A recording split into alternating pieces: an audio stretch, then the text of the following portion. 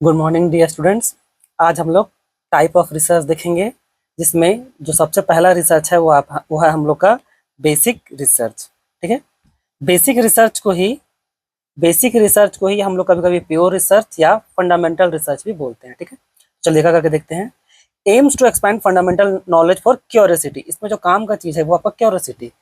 इस पे जो आप न्यू नॉलेज जो गेन कर रहे होते हैं ना, वो आप अपना क्यूरियोसिटी के तौर पे कर रहे होते हैं, खुद से कुछ सीखने के लिए कर रहे होते हैं। ठीक है, यहाँ पर कोई जबरदस्ती नहीं, यहाँ पर बस अपना इच्छा से जानने के लिए स्पेस रिसर्च किए जा रहे हैं।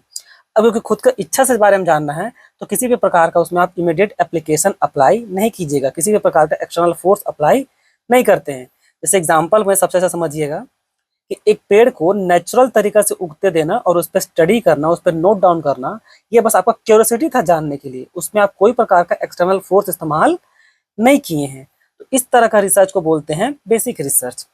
अब जो कीवर्ड्स है, एग्जाम में क्या होगा कि आपका स्टेटमेंट दिया रहता है, अब उस स्टेटमेंट को पढ़ करके आपको बताना है कि वो किस तरह का रिसर्च है।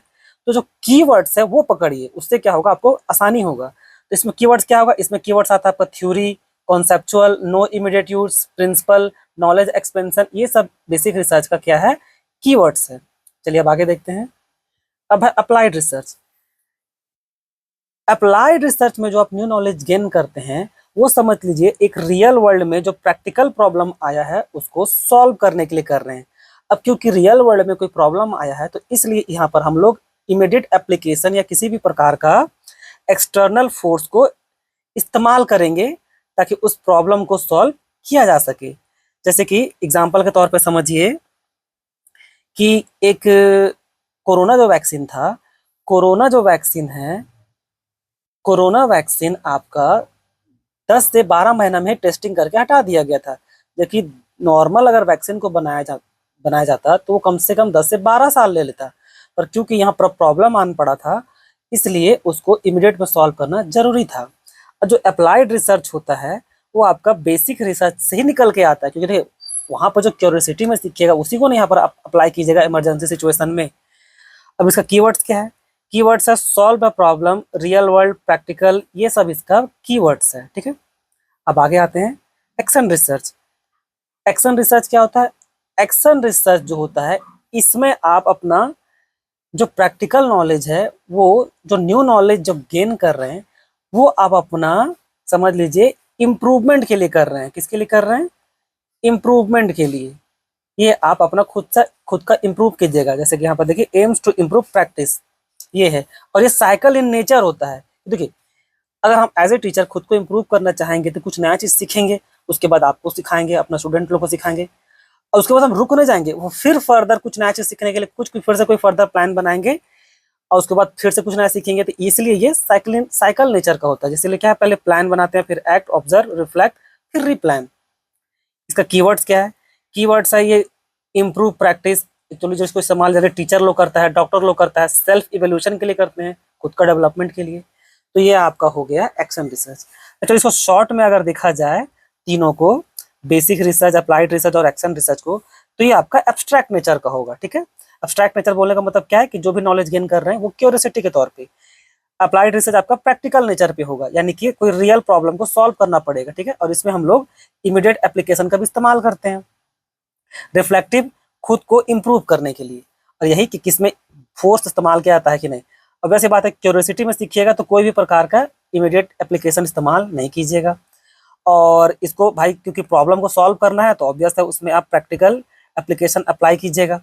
और इसमें तो ऐसा कुछ प्रॉब्लम आता नहीं है, ये प्रैक्टिकल और प्रोफेशनल खुद के लिए है। और ये सब जो एग्जाम्पल जो मैंने आपको थोड़ा देर ऊपर में पहले दिया, सो है। ठीक है, चलिए अब आगे दूसरा टाइप का रिसर्च देखते हैं। फिर है क्वालिटेटिव। क्वालिटेटिव बोलने का मतलब है कि जो भी रिसर्च हो रहा है वो आप क्वालिटी के आधार पे कीजिएगा। क्वालिटी के आधार पे बोलने का मतलब है कि ये नॉन न्यूमेरिकल होगा। ठीक है, जैसे कि आपका टेक्स्ट, इमेज, ये सब। अब ये किसमें मेनली, ये आपका इंटरप्रिटेशन और उसका अंडरस्टैंडिंग पे निर्भर करता है। इसका कीवर्ड्स क्या है, आपका फीलिंग्स, एक्सपीरियंस, अलग अलग इंटरव्यू। ठीक है, इसमें जो कीवर्ड्स मेनली है ना, वो आपका नॉन न्यूमेरिक डेटा है। ऑब्वियस है, अगर वो न्यूमेरिक होगा तो वो क्वालिटेटिव ना होकर क्या होने लगेगा, क्वांटिटेटिव। ठीक है, चलिए देखते हैं क्वांटिटेटिव क्या होता है। क्वांटिटेटिव रिसर्च बोलने का मतलब होता है जहां पर आपका जो रिसर्च है वो न्यूमेरिकल डेटा के आधार पे होता है। ठीक है, इसमें अलग अलग स्टैटिस्टिकल मेथड को इस्तेमाल करते हैं। ठीक, जैसे आप आगे जब बड़े होइएगा तो अलग अलग डेटा बनेगा, जैसे आपका हाइट वेट ये सब क्या है, या अलग अलग डेटा, किसी का इनकम, ये आपका न्यूमेरिकल टर्म में आ जाएगा। लेकिन जो क्वालिटेटिव है वो आपका न्यूमेरिकल टर्म में नहीं आएगा। अब जैसे कि अगर एक बहुत अच्छा एग्जांपल देना हो तो मैं आपको देखिए बताता हूँ। अब ये जो रिसर्च है क्वालिटेटिव रिसर्च में अगर आप, जैसे अगर हमको रिसर्च करना हो और हम गए टाटा स्टील कंपनी में, वहाँ का एम्प्लॉय को पूछते हैं कि क्या आप यहाँ पर काम करने से खुश हैं, तो अब जो खुशी है वो आप उसको नंबर पे रिप्रेजेंट नहीं कर सकते, तो इसलिए वो बन जाएगा आपका क्वालिटेटिव नेचर का। अब वहाँ का एम्प्लॉय, टाटा स्टील का एम्प्लॉय को जाके हम पूछें कि आप इनकम आपका क्या है, तो ऑब्वियस वो नंबर पे आएगा, पैसा तो ऑब्वियस नंबर पे ही आएगा ना, इसलिए वो एक प्रकार का हो जाएगा क्वांटिटेटिव रिसर्च। अब आज ये देखते हैं, अब है डिस्क्रिप्टिव रिसर्च। डिस्क्रिप्टिव रिसर्च बोलने का मतलब होता है किसी चीज को डिस्क्राइब करना, और डिस्क्राइब करने का मतलब किसको डिस्क्राइब कीजिएगा, उसका कैरेक्टरिस्टिक या तो उसका फीचर को।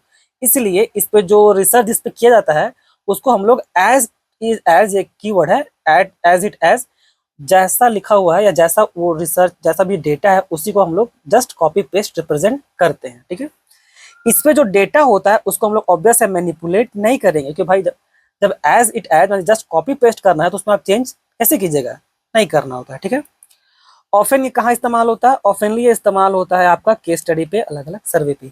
इसका कीवर्ड्स क्या है, कीवर्ड्स है आपका डिस्क्राइब, कैरेक्टरिस्टिक्स, सर्वे, फीचर। तो ये सब थे आपका कुछ कुछ इंपॉर्टेंट रिसर्च, और अलग अलग रिसर्च के लिए हम लोग पार्ट भी बनाएंगे। सो अभी के लिए इसमें इतना ही, धन्यवाद।